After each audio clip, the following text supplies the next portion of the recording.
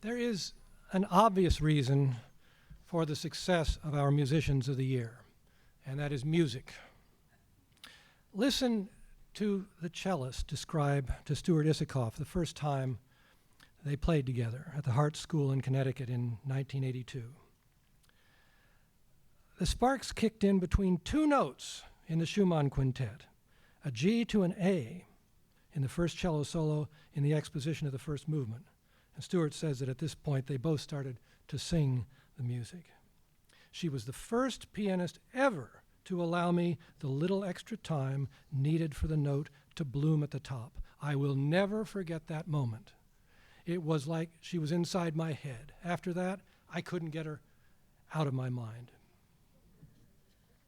Critics have praised their boldness, imagination, and collaborative intimacy, but their performing virtuosity is only the starting point of their achievements. Their artistic direction of such important organizations as the Chamber Music Society of Lincoln Center and Music at Menlo, as well as a history of innovation in programming, recording, and outreach, have combined to create a revolution in the traditionally quiet world of chamber music. In the process, building new audiences and rearing a new wave of players. At age 17, he became the first American to study with Rostropovich, and in 1979 became cellist of the Emerson String Quartet, which, by the way, in 2000 was our ensemble of the year. She came to the United States from Taiwan at age 20 and studied with Leon Fleischer at Marlborough and Lillian Kalir at Aspen. They were first to initiate their own internet-based record label, artist-led, and now in the 30th year of their musical collaboration, he says, passing the torch became a huge priority in our lives. There is nothing more gratifying. We are in a blessed position. Ladies and gentlemen, please welcome Musical America's Musicians of the Year, Wu Han and David Finckel.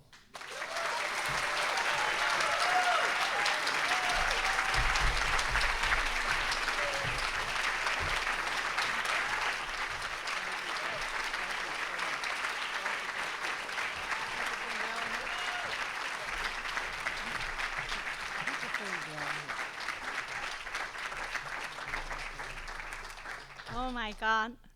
Thank you all so much, and thank you, Sage, for your flattering words. You know, this morning when the alarm rang at 4:30 a.m., Aarhus, Denmark, the presenter met us 10 minutes to 5 to catch a 6:20 flight to come back here.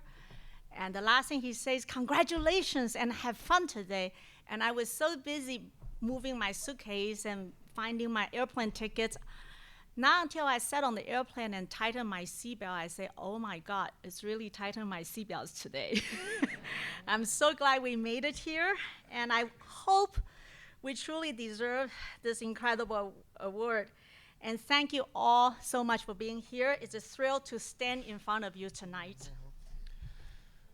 You know, it's not as easy to give a duo speech as it is to play a Beethoven sonata. Plus, we're so excited by this thing, and we got up so early that we wrote it all down. So we have a script like Beethoven.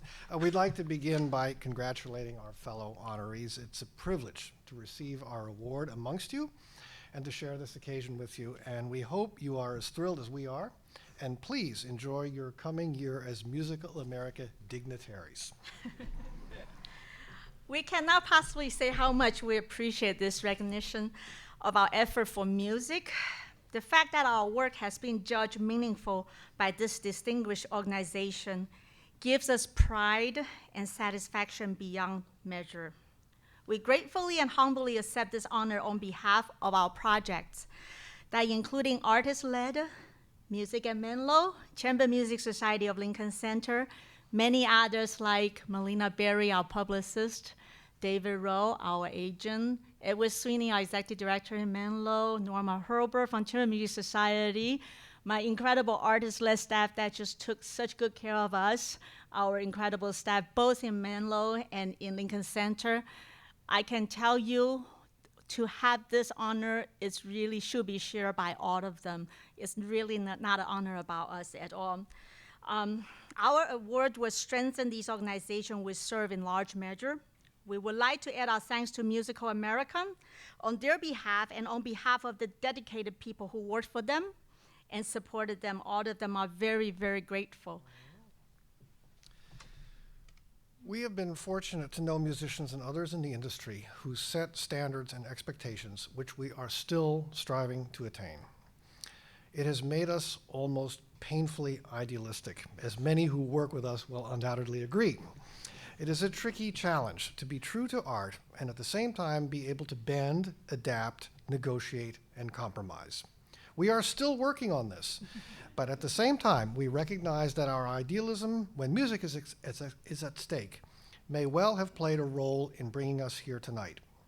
Our objectives remain the same: to make music in the best and most honest way we know how, and to share our love of music with as many as possible. No one should expect any policy changes in the foreseeable future. Without embarrassing each other, we should like to recognize the importance of our partnership in everything we have undertaken. Anyone who reads the beautiful detailed article on us by Stuart Isikoff will learn that our relationship began in music without many words between us. And that's totally true because I did not speak English when we first started together.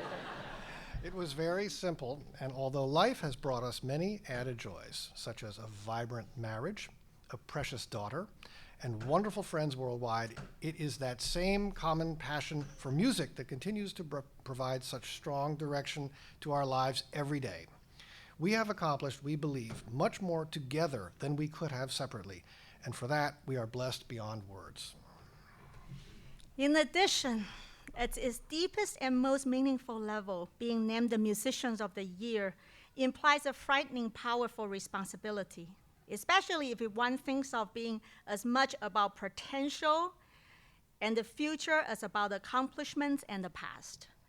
The comprehensive title of this award and the reasons it was given to us invite us to step back, take a new look at our lives, and ask ourselves not only how we could live up to it, and also how we might better fulfill and exemplify what Musician of the Year can be and should be.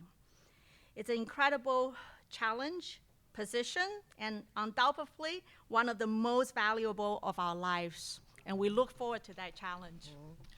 Our future, now more than ever, includes broadening ourselves while refining our activities, increasing our expectations while improving our standards, imagining more possibilities while focusing more clearly on the work at hand. Driving us forward, fueled by the implications of this award, will be our unshakable faith in the timeless value of classical music, a greatness which deserves no apologies or qualifications. We remain the most steadfast advocates for our art and for its capacity to sustain and transform the lives of all who give it the chance. So thank you all again, all of you. When I walk into this room, I was so frightened, I have to admit, because all of you, I remember first arriving in the United States and read all about you and feeling so in awe of what classical music community is in this country. And I can't believe I'm here giving this speech. So I'm deeply honored and grateful. Thank you all for giving us this prize, and we'll continue work very, very, very, very hard. Thank you.